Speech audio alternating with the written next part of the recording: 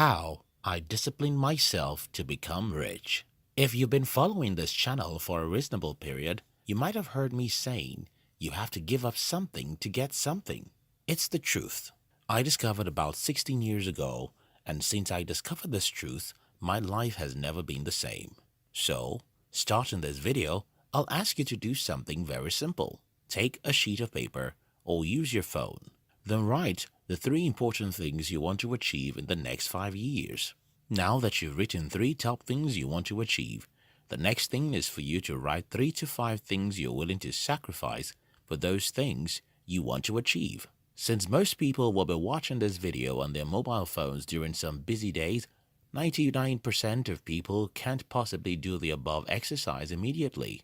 But you can do it later. If you do this exercise, you've done what most people in the world would never do their entire life.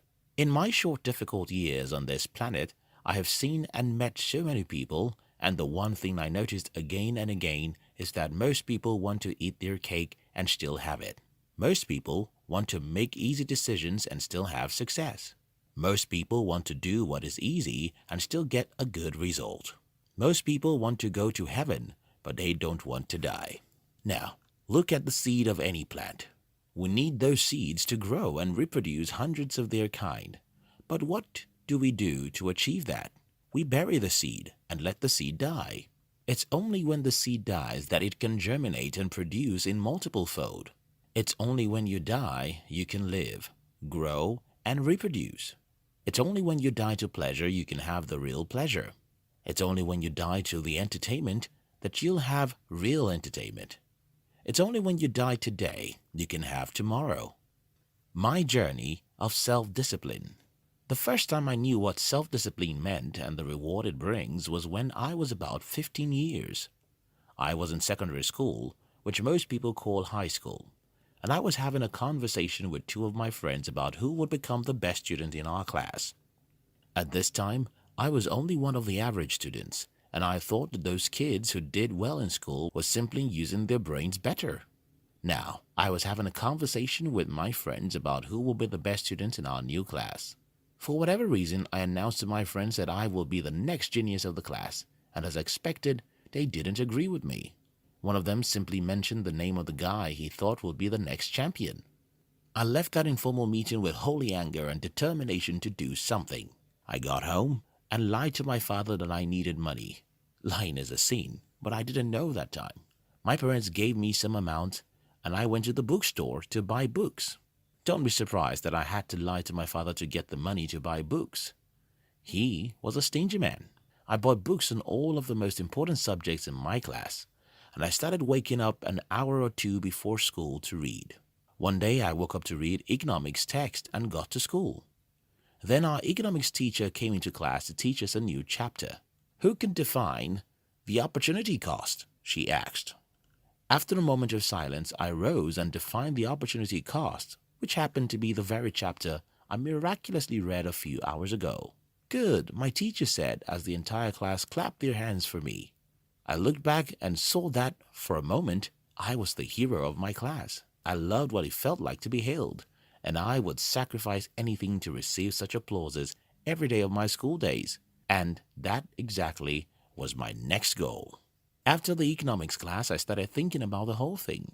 So the guys who had been leading our classes were thieves. So they secretly read and came to class to shine. So this is the secret. From that day, I kept using the same trick. I call it a trick because that was how I saw it then. I increased my self-discipline. I would wake up early to read after school instead of watching movies, and leave my parents home on weekends to go and read in a silent place. I became the best student in the commercial class, as we call it in my country. And since that time, I never attended any school without beating everyone in whatever class I found myself.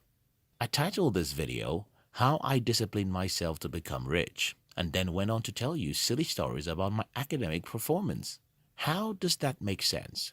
Just give me a minute, I'll show you the sense in my stories. Leopards can change their colors. And not just leopards. Most animals can't. People don't change, and when they change, they still don't easily change. Success and failure are habits, and like most habits, it's highly addictive. Because success or failure is a habit, people who know how to successfully continue to succeed, while people who don't know how to successfully continue failing. After I experimented and saw how I rose from the average student in school to become an academic hero everywhere I go, I simply duplicated the same formula for my financial life, and the formula goes like: know what you want, specifically identify what you have to sacrifice for what you want, and be willing to make those sacrifices. The above was the formula that made me the best student in school, and it's the same formula that made me rich. Planning my financial future as a young adult, I knew what I wanted. I wanted to have enough money to stop worrying about money. I don't care about becoming a billionaire or even a millionaire. I just wanted to have a large enough cash flow to make me live a very comfortable life while doing what I truly love doing. After I identified what I wanted, then I chose my battles. I knew I would have to sacrifice many things, and I was willing to bury my body so that it can die, germinate, and reproduce. Starting in business, I gave myself a decade to make mistakes and fail. This sounds crazy, and I often doubt if I was the one who had such a mindset. How on earth would you decide to fight a battle for 10 years? How would you decide to go through the pains of failures, rejections, and poverty for 1 decade? I don't know, but that was my decision.